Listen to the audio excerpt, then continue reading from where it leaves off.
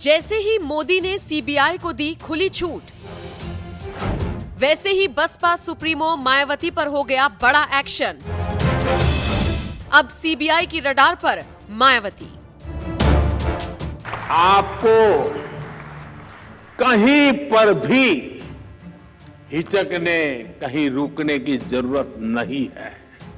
कोई भी भ्रष्टाचारी बचना नहीं चाहिए।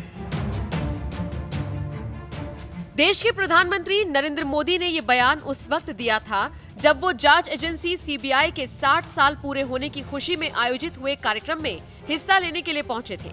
इस दौरान पीएम मोदी ने दो टूक कहा था कि कोई कितना भी शक्तिशाली या प्रभावशाली क्यों न हो, आपको आपका काम करते रहना है, कोई भी भ्रष्टाचारी बचना नहीं चाहिए। पीएम मोदी के इस बयान ने सीबीआई के हौसलों को और ज्यादा बुलंद किया। बस फिर क्या, उसके बाद तो सीबीआई ने हर भ्रष्टाचारी के खिलाफ ताबड़तोड़ एक्शन लेना शुरू कर दिया। पीएम मोदी के इस बयान के महज 3 हफ्ते बाद अब बसपा सुप्रीमो मायावती पर गाज गिरी है। जी हां, लगभग 20 साल पुराने मामले में बसपा प्रमुख मायावती फंसती हुई नजर आ रही हैं। ऐसे में वो सीबीआई के रडार पर हैं और जल्द ही उनसे पूछताछ हो सकती है। मायावती पर यह तगड़ा एक्शन ऐसे वक्त में लिया गया जब वो माफिया अतीक के परिवार के लिए नरमी दिखाती हुई नजर आ रही हैं। न सिर्फ मायावती बल्कि उनकी सरकार में मंत्री रहे नसीमुद्दीन सिद्दीकी भी सीबीआई के रडार पर हैं। ये मामला साल 2002 का है, जिस वक्त यूपी में मायावती की सरकार थी। मायावती ने ताजमहल और उसके आसपास के इलाके को कॉरिडोर के रूप में विकसित करने के लिए इस परियोजना की शुरुआत की थी। 20 साल पुराने इस मामले में सीबीआई महेंद्र शर्मा के खिलाफ भी जांच करेगी, जो उस वक्त एनपीसीसीएल यानी national projects construction cooperation limited के एजीएम थे। उस वक्त क्योंकि मायावती सीएम थी तो जांच की आंच उन पर भी पड़नी तय है। ये पूरा प्रोजेक्ट यूं तो 175 करोड़ में तैयार हुआ, लेकिन सवाल उन 17 करोड़ को लेकर उठ रहा है जो मंत्रालय की मंजूरी मिलने से पहले ही कॉरिडोर के लिए जारी कर दिए गए थे। जी हां, दरअसल इस कॉरिडोर के लिए पर्यावरण मंत्रालय की तरफ से बजट की मंजूरी मिलनी थी। इस परमिशन से पहले ही कॉरिडोर के लिए 17 करोड़ रुपए जारी कर दिए गए थे। ऐसे में मामला सुप्रीम कोर्ट पहुंचा था।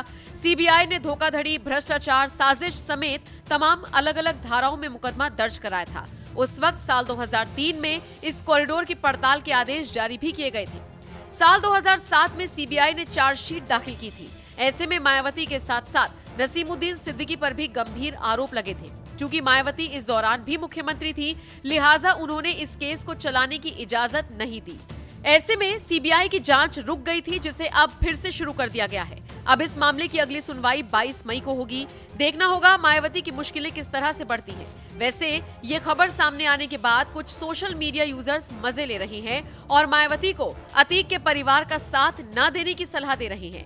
खैर, अब आप इस खबर पर क्या राय रखते हैं, कमेंट करके हमें जरूर बताइएगा। जाते जाते आपको पीएम मोदी का वो बयान सुनवाते हैं जो उन्होंने सीबीआई के लिए दिया था।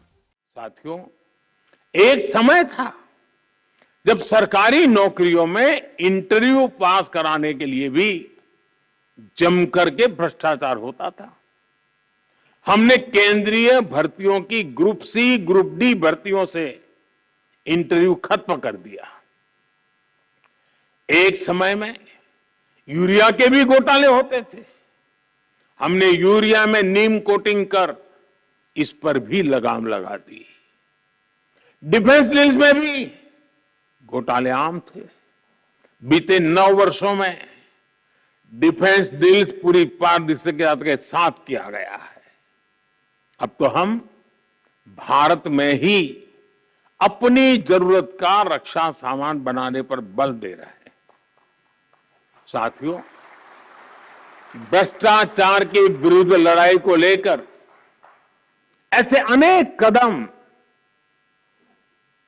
आप भी बता सकते हैं, मैं भी गिना सकता हूं। लेकिन अतीत के हर अध्याय से हमें कुछ न कुछ सीखने की जरूरत है। दुर्भाग्य से भ्रष्टाचार से जुड़े मामले वर्षों तक खींचते चले जाते हैं। ऐसे मामले भी आए हैं जिसमें एफआईआर होने के 10 साल बाद भी सजा की धाराओं पर चर्चा चलती रहती है।